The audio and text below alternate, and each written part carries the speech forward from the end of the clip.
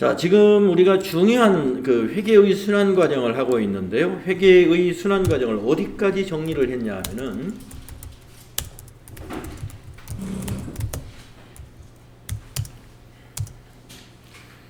먼저 회계상 거래.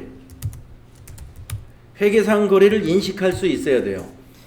여러분 그 평가 시험을 봅니다라는 거 있었잖아요. 회계상 거래를 제가 보기를 5개를 낼 겁니다. 1, 2, 3, 4, 5. 거기서 회계상 거래는 동그라미, 회계상 거래가 아닌 거는 X, OX 문제 5개를 냈어요. 네, 하나당 1점이에요. 네, OX 문제. 자, 그러니까 회계상 거래를 여러분이 구별할 줄 아셔야 돼요. 우리가 지금 분계하고 분계 그 실습지, 거기 실습지에 있는 6가지 거래는 다 회계상 거래죠. 근데 회계상 거래 아닌 것들이 예를 들면 뭐가 있냐면요.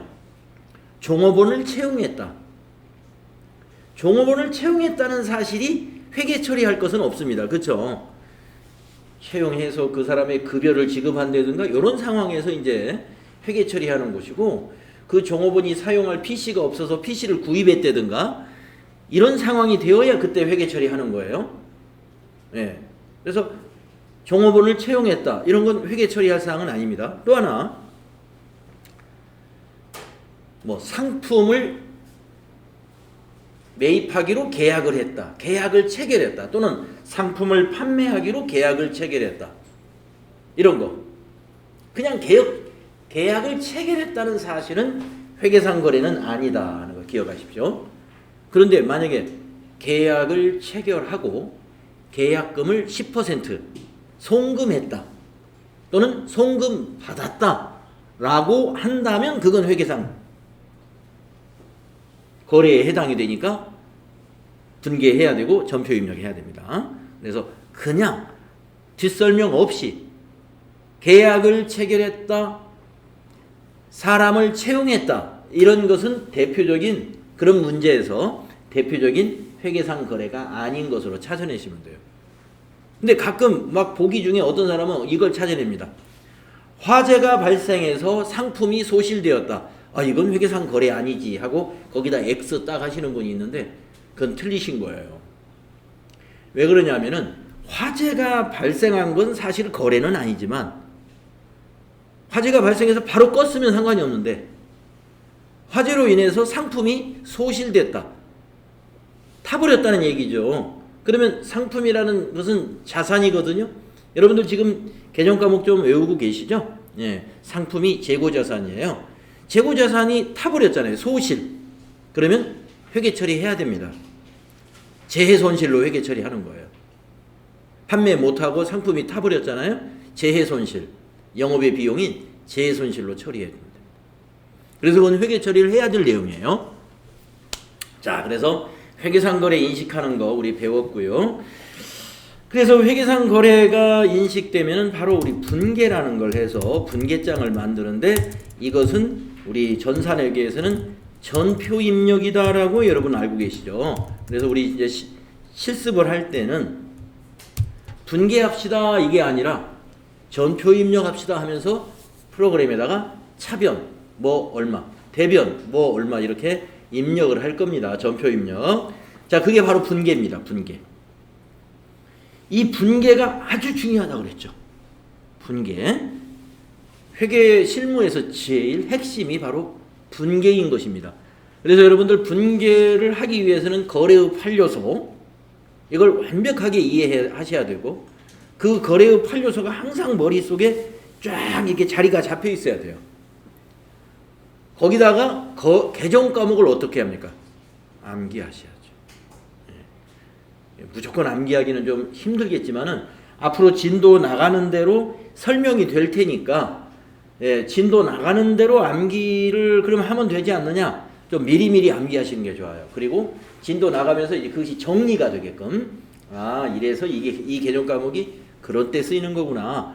이제 진도 나갈 때 확실히 여러분이 정리하시는 거고, 선수학습이 좀 필요해요. 개정 과목 선수학습은 뭐냐? 그냥 암기해 두는 겁니다. 당좌자산 오늘 한번 외워볼까? 하고 당좌자산, 현금, 보통예금, 당좌예금, 예, 저도 잘 생각이 안 나네요. 예.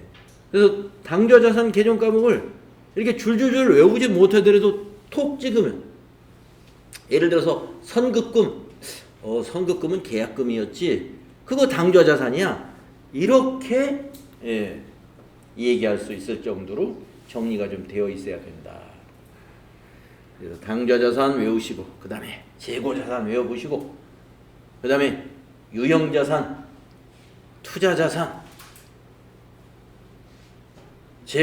또 무슨 자산, 예, 무형자산, 이런 거 외워보시고, 그러면 자산 다 끝났어요.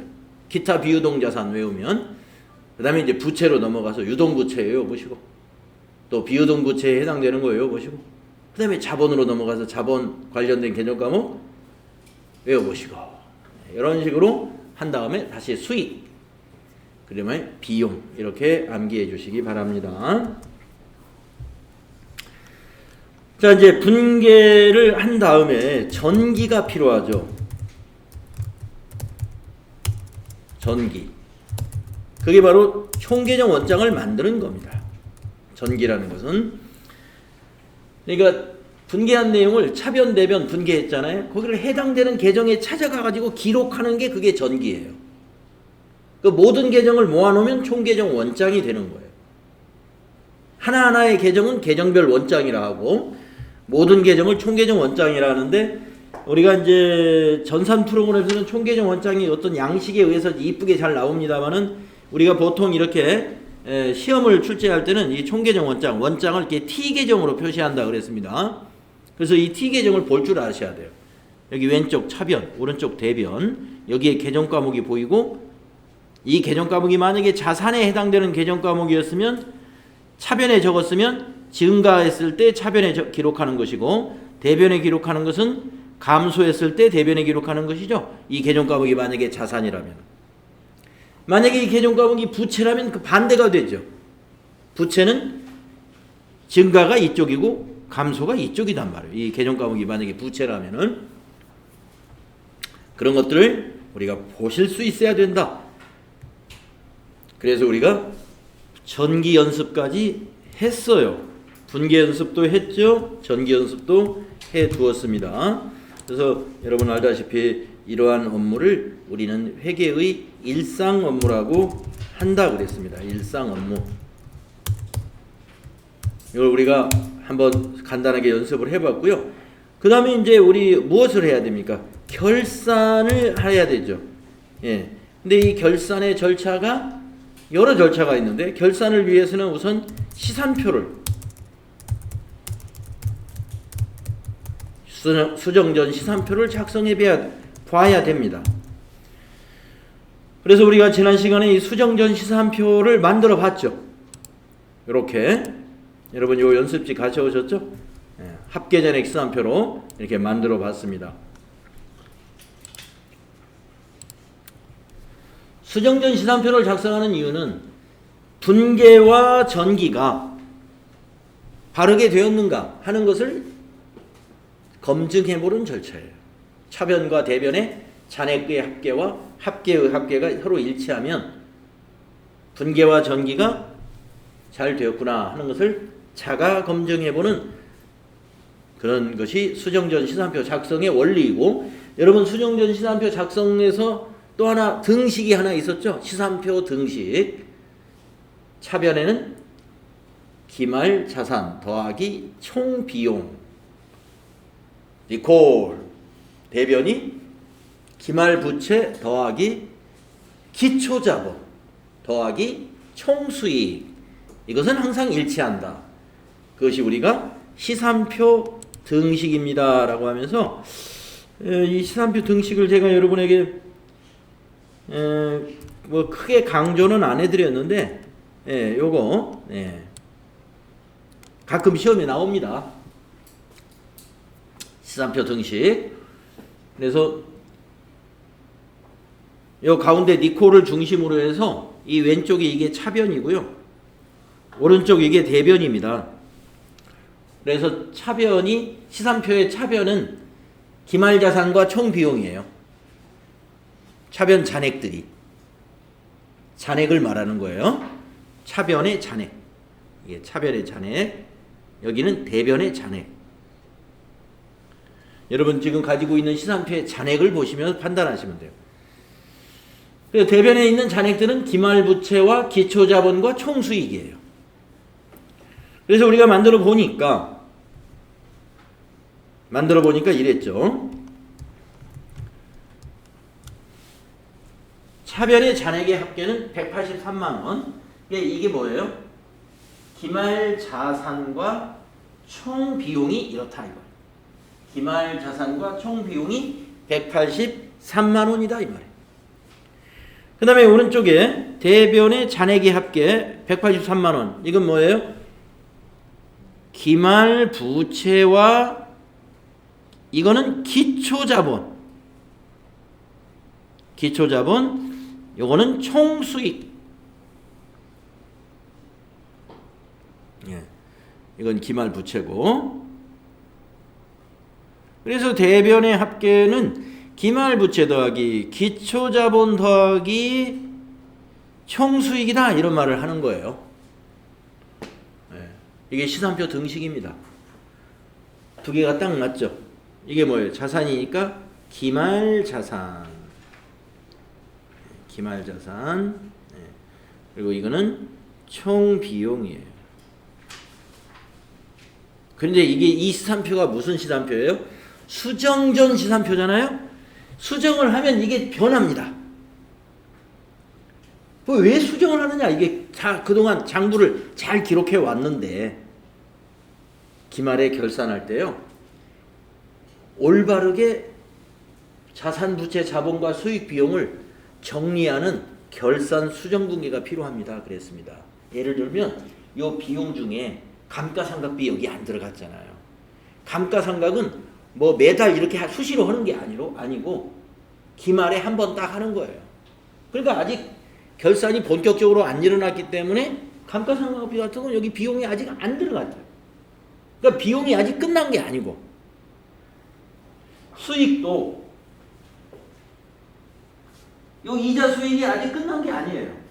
만약에 우리가 여유자금이 있어가지고 은행에다가 10월 1일 날 정기예금으로 2억 원을 만약에 예치를 했다. 그러면 10, 11, 12 3개월은 지났잖아요.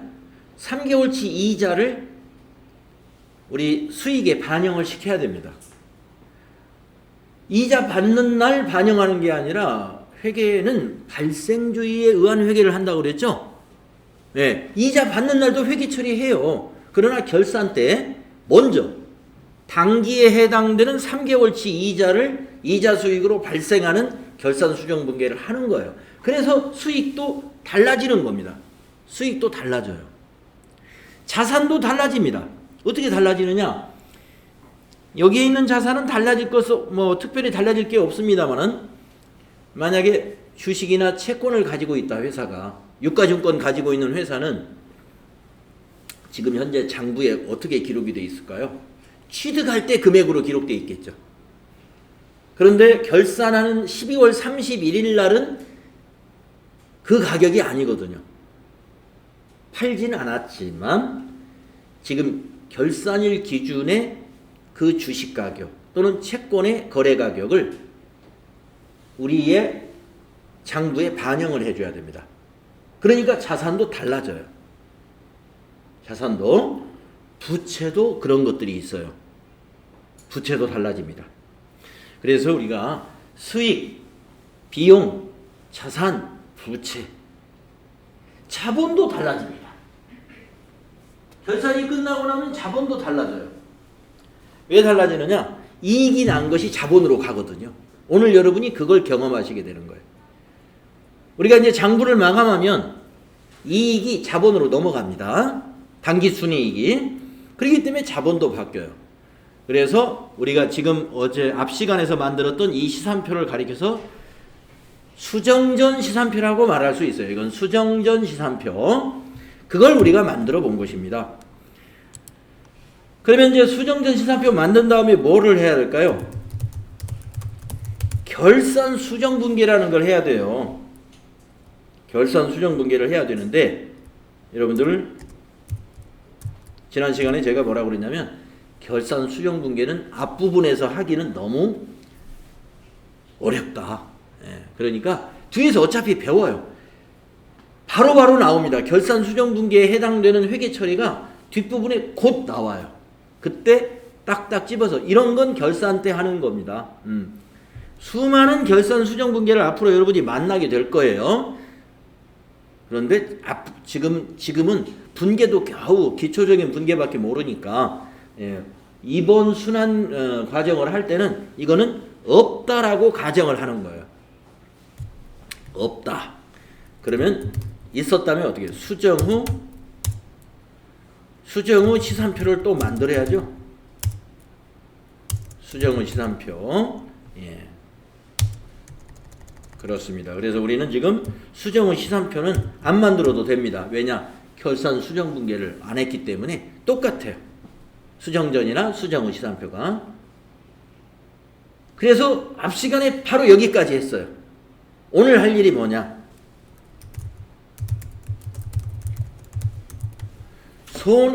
손익계정을 마감할 거예요. 이제 오늘은 이제 장부 마감으로 들어가요. 이제 그게 크게 보면 장부 마감입니다. 근데 장부 마감에는 손익계정의 마감과 재무상태표 계정의 마감으로 구분합니다. 손익계정의 마감이라 하는 것은 수익과 비용 계정을 말해요. 수익과 비용을 마감한다 이 말이고, 이거 마감하고 나서 뭘 할 거냐? 재무상태표 계정을 또 마감할 거예요. 재무상태표 계정을 마감한다는 것은 자산부채를 마감한다는 거예요.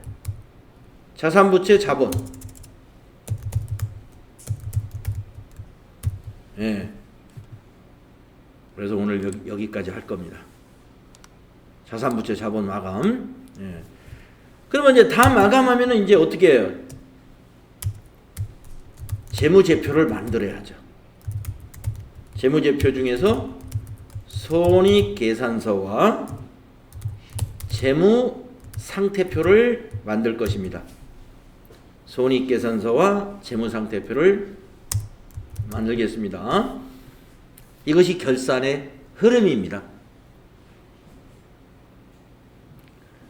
결산 작업을 이렇게 하는 거예요. 그래서 일상에서 하는 업무는 이렇게, 이 업무가 일상에서 계속 돌아가는 것이고 12월부터 결산 준비를 해요. 예.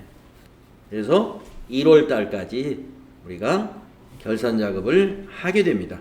결산 때 하는 작업들은 이런 작업들이에요. 이런 작업들을 결산 작업에 한다. 그래서 오늘 하는 수업 내용이 결산 작업 중에 이제 손익계정의 마감, 여기서부터 할 텐데요. 손익계정의 마감이 제일 복잡합니다. 결산 중에서. 네, 손익계정의 마감이. 그래서 이제 나중에 이제 여러분이 이제 책을 받아보시면 이제 책에, 교재에 이렇게 손익계정의 마감을 박스로 딱 그려가지고 5단계로 이렇게 그려놓은 표가 있어요. 아마 올해 교재에도 이와 똑같이 아마 실려 있을 겁니다. 자, 그래서 같이 한번 실습을 하면서 자, 손익계산서 계정의 장부 마감을 한번 읽어볼게요.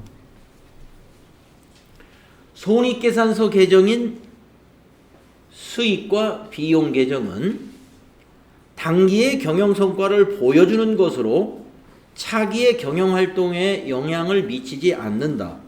따라서 수익과 비용 계정 잔액은 손익계정을 설정해서 0으로 만들어 마감하는데 그 절차는 다음과 같다.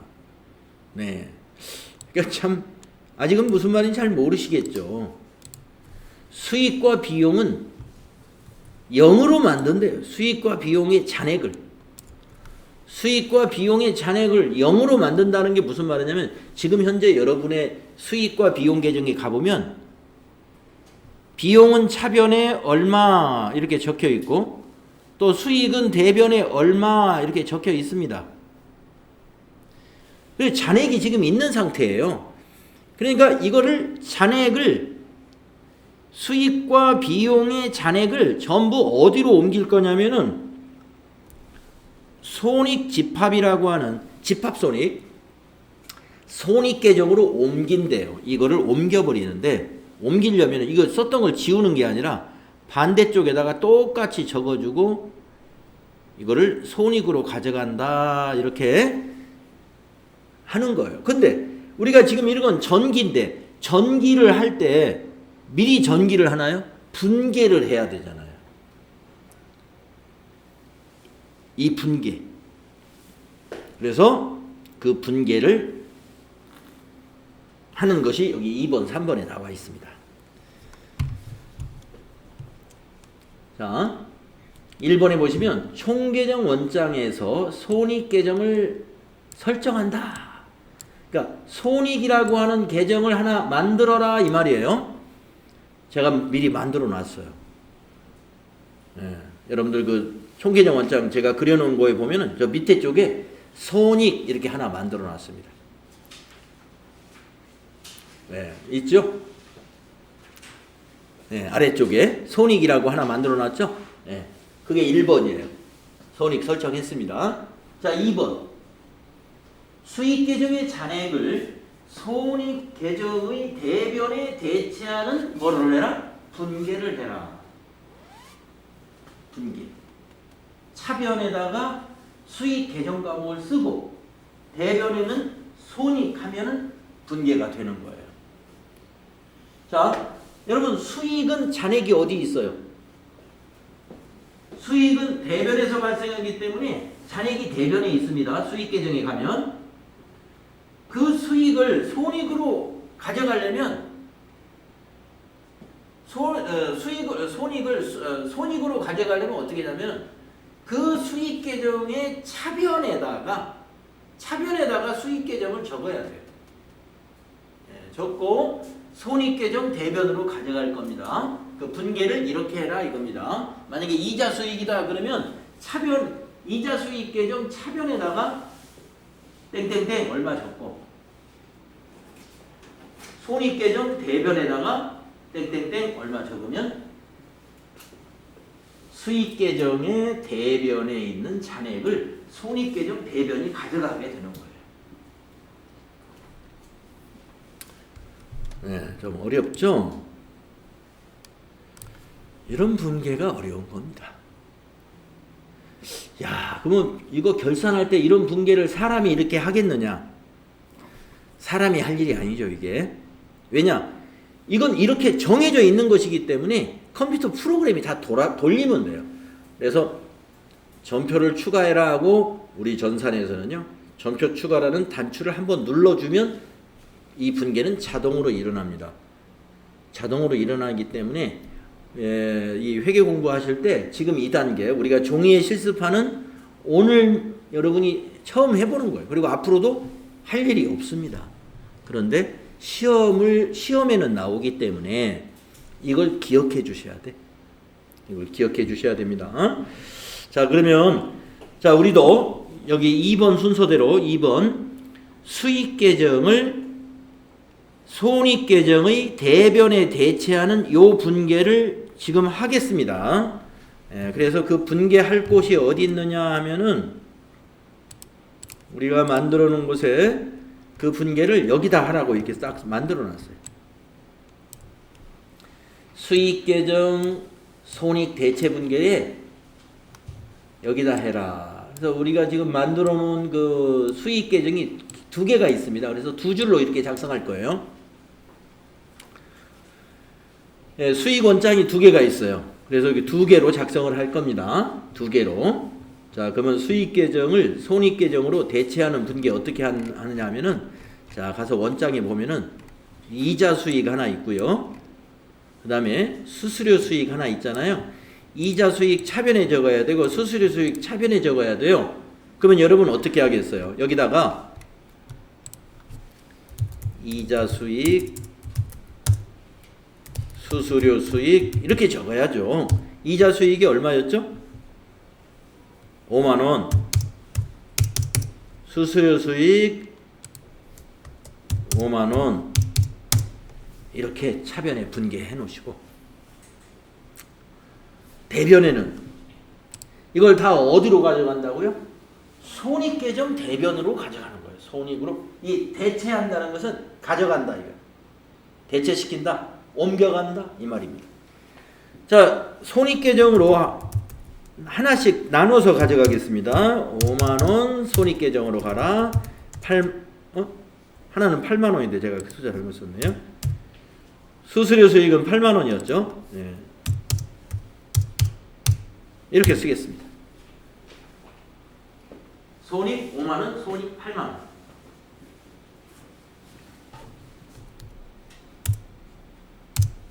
이렇게 쓰겠습니다. 이게 수익 계정을 마감하는 방법이에요.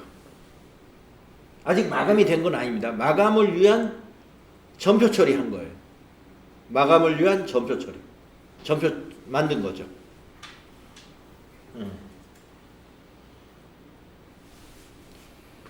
자, 비용 계정을 손익 계정에 대체하는 분계는 어떻게 되느냐. 여기 또 설명을 또 이어서 보면요. 이건 여기 3번에 있는데요. 아까 지금 우리가 방금 한 건 여기 2번을 한 거예요. 수익 계정의 잔액을 손익 계정의 대변에다 대체하는 분계는 지금 우리가 한 거 그거고요. 지금 할 건 이제 또 이겁니다. 비용 계정의 잔액을 손익 계정의 차변에 대체하는 분계. 그러려면 차변이 손익이고 대변은 비용 계정 과목이 오면 되는 거예요.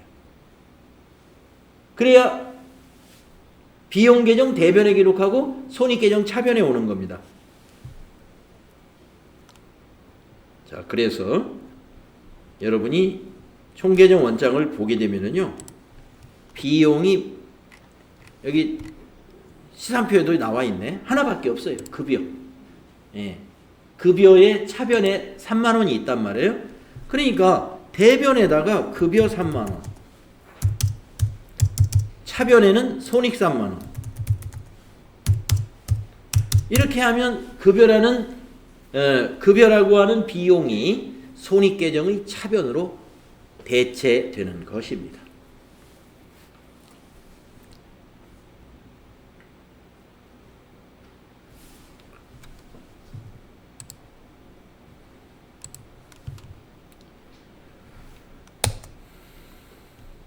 이해가 되셨죠?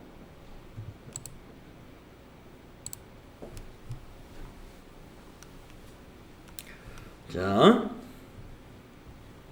그래서 요 칸을 이렇게 만들어 둔 거예요. 그러면 이제 분계가 되면은 뭘 해야 됩니까? 전기해야죠. 자, 요거부터 먼저 전기해 보겠습니다. 맨 먼저 요거 이자 수익 차변에다가 5만 원, 손익 계정 대변에다 5만 원 적으면 돼요. 전기하는 거 아시죠? 이자 수익을 찾아가 가지고 차변에다가 5만 원을 적는데 앞에는 상대 계정 과목 손익을 갖다 적는 거죠. 네. 자, 이자 수익 찾아갑시다. 이자 수익 찾아가 가지고 12월 결산 날짜 기준으로 입력하겠습니다. 쓰겠습니다. 날짜는 12월 31일. 결산 수정 분계는 날짜가 12월 31일이에요. 손익. 상대 계정 과목이 손익이었죠? 5만원. 이렇게 줬고. 또 수수료 수익도 차변에다가 12월 31일. 손익 8만원. 이렇게 줬고. 그럼 1, 2번을 다 해버려야 되겠네요. 또 이제 손익 계정에 가가지고 손익 계정에다가 요 두 개를 두 줄로 쓰겠습니다. 자, 손익 계정 이제 대변에 적어야죠. 그런데 손익 계정은 전부 다 12월 31일이기 때문에 날짜를 안 써요. 그냥 여기 손익 계정에 있는 날짜는 전부 같은 날 12월 31일이에요. 결산할 때 딱 오는 거기 때문에. 그래서 이건 날짜 생략. 그리고 계정 과목만 써요.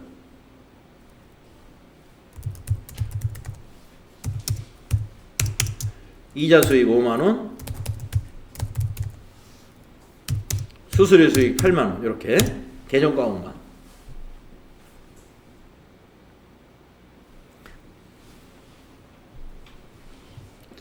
즉 우리가 전기를 한 것이죠.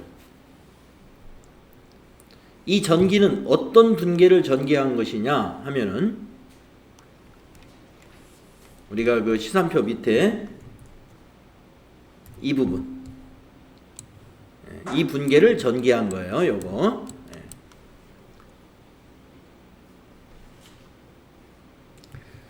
자, 다음에 그 밑에 비용 계정 손익 대체 분계인 이걸 전기를 또 하겠습니다. 자, 손익 계정 차변에다가 급여 3만 원 적고 급여 계정의 대변에다가 손익 3만 원 적으면 돼요. 네. 자, 손익 계정 차변에다가 급여 3만 원 적고 또 급여 계정의 대변에다가 12월 31일 손익 3만 원 이렇게 적으세요. 그러면 이 전기가 끝난 것입니다.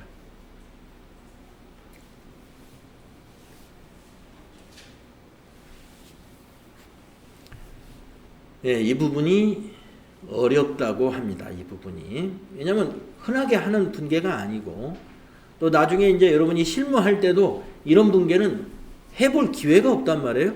왜냐? 전표 추가 누르면 자동으로 분계가 만들어지기 때문에 손으로 이렇게 차변대변 내가 입력해봐야 이게 좀 머릿속에 남는데 직접 입력하는 것이 아니라 전표 추가 눌러놓고 눈으로 보기만 하고 지나가거든요. 눈으로 보기만 하고 지나간 것은 기억에 잘 남지 않습니다. 이 분계가 일어날 거예요. 나중에 실무할 때 여러분이 한 번 딱 보게 됩니다. 네, 이론 시험에는 이 절차가 이론 시험에서 여러분에게 질문을 할 수 있기 때문에 이 절차를 기억해 두셔야 돼요.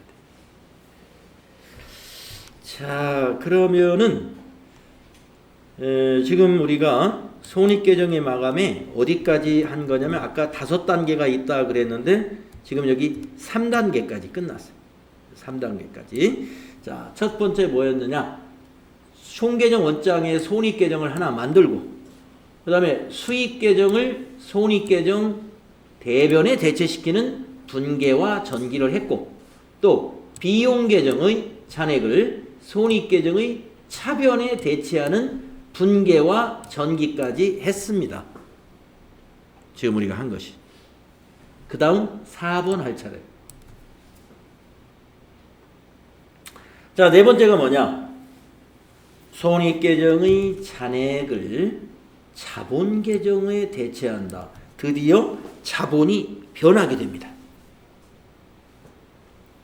손익계정의 잔액. 우리가 지금 방금 손익에다가 수익과 비용을 집합시켰잖아요. 그래서 이걸 집합손익이라고 이렇게 부르는 거예요.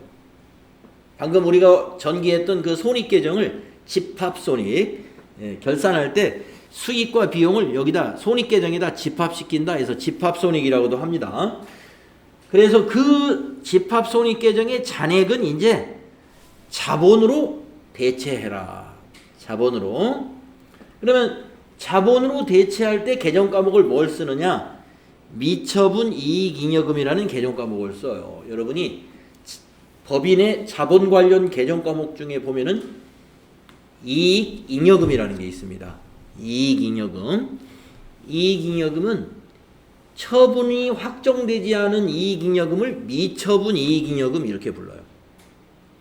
처분, 여러분 이익잉여금이라는 것은, 자, 이익이라는 말은 여러분 다 느낌이 오시죠? 돈을 버는 게 이익이죠. 수익은 다릅니다. 수익은 판매로 얻은 매출액 같은 게 수익이에요. 이익은 수익에서 비용을 뺀 것을 이익이라 하는 거예요. 수익과 이익을 분별해서 우리가 표현을 해야 됩니다. 수익이 얼마다 하는 것은 비용을 생각하지 않은 총 수익을 말해요. 우리 회사의 수익금이 얼마다 하는 것은 우리 회사 매출액을 말하는 거예요. 그런데 우리 회사 이익이 얼마다? 비용을 뺀 것을 말하는 겁니다. 네. 비용을 뺀 거. 그러니까 개인도 마찬가지죠. 수익하면 내가 벌어들이는 거. 이익, 쓰고 저축한 게 내 이익이죠. 돈 쓰고 내 통장에 지금 남아있는 거. 예. 한 달에 내가 500만 원을 버는데 한 달 내내 쓰고 지금 통장에 300이 남아있네요. 그 300이 이익인 것입니다. 여기서도 마찬가지예요. 1년 내내 벌어들인 수익과 1년 내에 사용한 비용을 집합손익에 모았습니다. 그러면 거기 잔액이 생기겠죠. 그 잔액은 이익잉여금으로 가라. 이익잉여금으로. 근데 이 이익잉여금은 어떻게 쓸지 아직 처분 확정된 이익잉여금이 아니기 때문에 이것을 미처분 이익잉여금이다 이렇게 불러요. 미처분된 이익잉여금이다. 잉여금이라는 건 남았다는 돈이죠. 이익해서 남은 돈. 자본에 해당된 개념 과목이에요. 자본. 그래서 이렇게 하는 거고요. 만약에 우리 회사가 손실이 발생했다. 손실이 발생해도 자본으로 가요. 그런데 여러분 알다시피 자본의 증가는 대변이죠. 자본의 증가는. 그러니까 이익잉여금은 대변에 적습니다. 그런데 손실이 발생하면 어떻게 될까요? 우리 회사 자본이 감소하게 되는 거예요. 자본 감소는 차변에 적기 때문에 이익잉여금이라고 안 하고 결손금. 근데 이 결손금이 처리되지 않은 결손금이에요. 예, 그래서 미처리 결손금. 예, 미처리 결손금이라는 개정 과목이 있어요. 미처리 또는 미처분. 미처분, 결손금, 미처리, 결손금. 그래서 손실이 발생한 회사. 이익이 나지 않으면 손실이 나겠죠. 손실이 발생한 회사는 자본이 감소합니다. 그래서 수년간에 걸쳐서 계속 손실이 나게 되면 어떻게 됩니까? 자본이 잠식한다 이런 말 들어보셨죠? 예, 자기 자본을 자꾸 까먹는 거예요. 나중에 결국에는 자본이 제로가 되는 상태를 우리가 자본 잠식이라고 합니다. 그건 단기순 손실이 거듭되는 회사들은 자본 잠식이 일어나죠. 예, 자본 잠식이 일어나면 어떻게 해야 돼요? 주주들이 어떻게 해야 됩니까? 뭐 자기 주식 어떻게 해야 돼요? 예, 감자. 예, 자기 주식으로 포기해야 돼요. 자기 주식. 이거 미처리 결손금을 주식으로 다 해결을 해야, 그걸 처리를 해야 해결 방법이 있죠. 영업을 해서 돈을 못 버니까 예, 어떻게든 자기 주식, 주주의 주식이 없어지는 겁니다. 그러니까 어떻게 돼요? 자기 지분이 하나도 없어지는 거예요. 자본이 잠식됐다 하는 말은 주주의 지분이 하나도 없어졌다 이 말입니다. 자본을 가지고 있는 주식수의 n분의 1로 자기 지분을 표시하는 건데 우리 회사의 자본이 제로예요. 그러면 가지고 있는 주식은 종이에 불과해요. 한 푼도 재산권을 행사할 것이 없죠. 그러니까 주식 이제 자기 보유 주식이 이제 제로를 만들어야죠. 그게 이제 무상감자라고 하는 겁니다. 무상감자. 그래서 지금은 우리 지역에 있는 하이닉스가 아주 재건을 하고 또 SK에서 인수해가지고 지금 아주 잘 나가고 있었는데요. 한 20년 전인가요? 이 현대전자였을 때 어느 시기, 현대전자 굉장히 어려웠던 시기 아실 거예요. 여러 회사로 막 넘어갔잖아요. 이 현대전자가. 그래서 지금은 하이닉스였습니다만은 그때 지금 이런 결손이 계속 나니까 그런 식으로 감자를 했습니다. 그래서 현대전자 그 당시에 주식 가지고 있던 사람들은 뭐 100주가 10주가 되고 그랬어요. 자, 그렇게 됩니다. 자, 그러면 이제 우리는 이익이 난 회사예요. 그래서 이 분계를 하겠습니다. 이 분계. 차변의 손익, 대변의 미처분 이익잉여금을 분계하면 됩니다. 왜 이익이 났느냐 알 수 있냐면 방금 우리가 손익계정 보셨죠? 수익이 13만원, 비용이 3만원이에요. 그러니까 10만원 이익이 났습니다. 금방 계산을 해봤어요. 13만원, 3만원 하니까. 그러면 이 10만원의 잔액이 손익계정의 잔액을 어디로 가져가야 돼요? 미처분 이익잉여금으로 가져가야 돼요. 자본으로 대체하는 분계를. 그래서 장부에다 미리 쓰고 하는 게 아니라 전표를 작성하는 겁니다. 자, 여기다 분계를 씁니다. 자, 여러분 3페이지에 있는 손익계정에서 미처분 이익잉여금 계정으로 대체하는 분계 차변의 손익 10만원 10만원 이익 난 걸 우리가 확인했죠. 대변의 미처분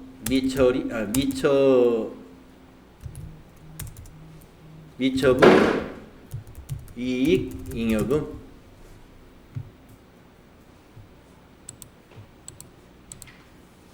미처분 이익 잉여금 10만원 이렇게 분계하시는 거죠.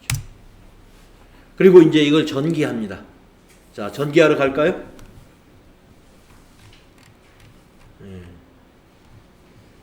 전기할 때 손익계정 차변에다가 미처분 이익 잉여금 10만원 미처분 이익잉여금 대변에다가 12월 31일 손익이라고 상대개정 과목을 쓰는 거예요. 손익에서 왔다. 그래서 손익 10만원 이렇게 전개하시면 분계와 전기까지 됐어요.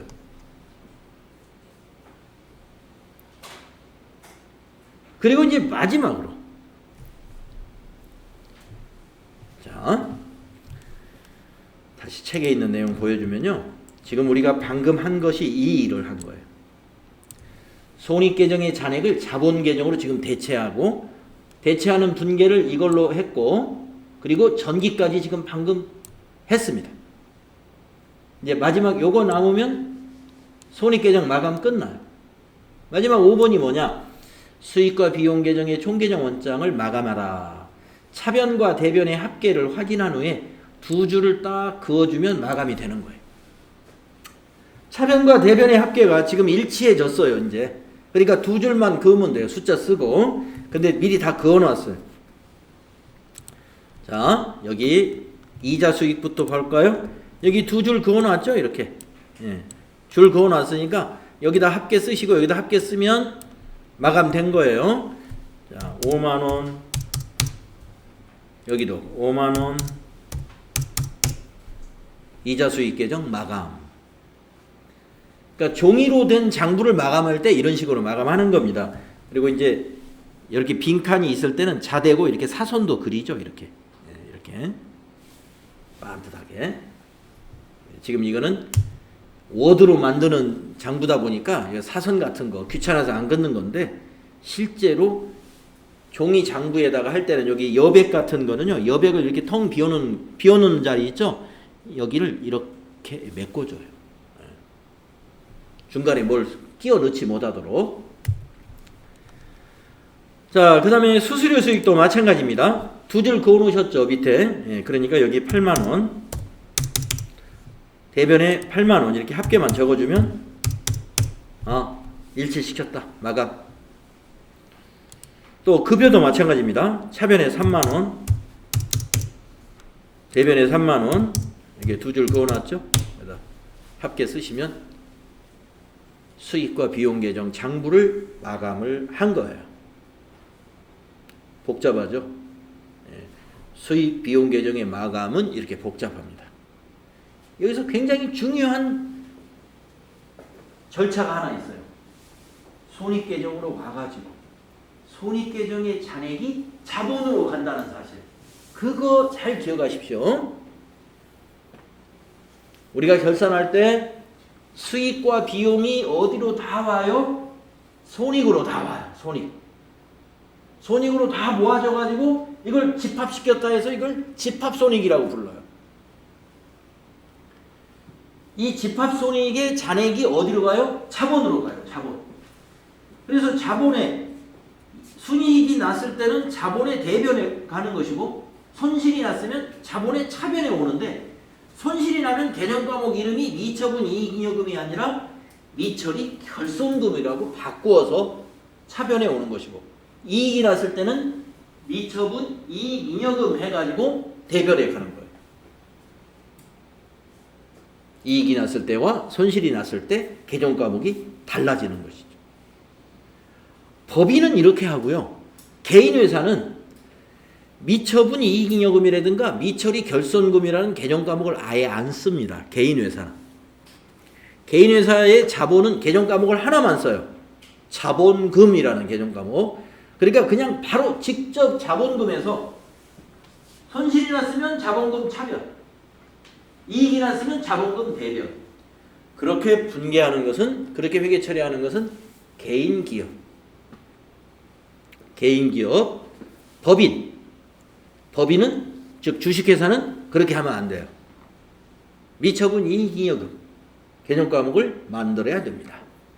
손실이 났다. 미처리 결손금 따로 계정 과목을 만들어 쓰는 거예요. 그래서 법인과 개인기업이 이 부분에서 일단 차이가 또 납니다. 개인기업의 자본은 자본금 하나다. 개인기업의 자본은 계정 과목이 자본금 하나. 법인은 이제 조금 있으면 알게 되지만 굉장히 많은 계정 과목들이 있습니다. 자본 속에. 자, 이렇게 해서 지금 이 손익계정의 장부 마감을 이 시간에 끝냈습니다. 이 부분을요. 그러면 또 10분간 쉬셨다가 다음 시간에는 재무상태표의 계정의 장부 마감을 해볼 텐데요. 이거는 간단합니다.